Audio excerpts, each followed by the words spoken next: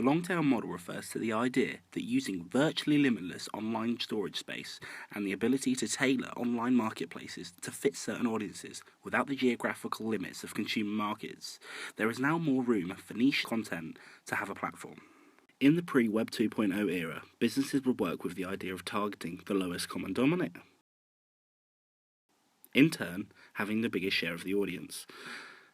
With the ratings of works in cinema and music being judged on profitability and mass market appeal, more generic material would become more popular, with niche content and genres only attractive to micro-sectors of consumers.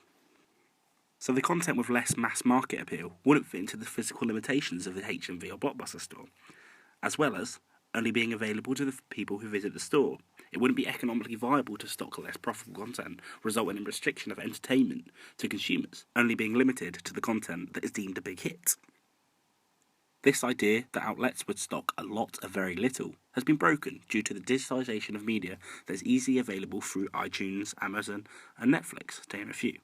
This form allows companies to tailor recommendations efficiently to help smaller, more niche products find the correct audience.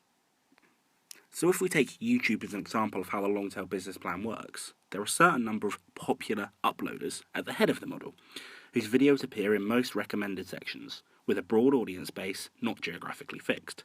As Chris Anderson, the pioneer of the long-tail theory, suggests, we equate mass market with quality and demand, when in fact, it often just represents familiarity, savvy advertising, and broad, if somewhat shallow, appeal.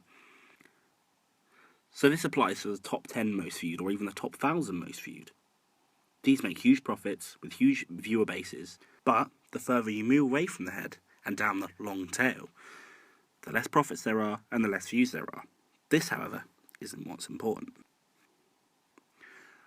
The important part is whilst the content at the lower end of the long tail isn't making that much profit, for each studio, content creator or publisher, all of the content in the lower 70% draws in a bigger audience in views than all of the big hits combined.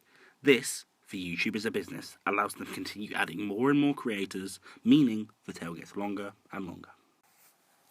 So because companies such as YouTube and Netflix pay next to nothing for each individual creator's or studio's material, and don't have to deal with the economic downfall of storage costs that once was in the physical realm, large companies that employ the long-tail model can spend more money on bigger productions to attract great audiences. So whilst the tail end is getting longer, i.e. more content, the head is also forecast to grow as a result of new audience bases.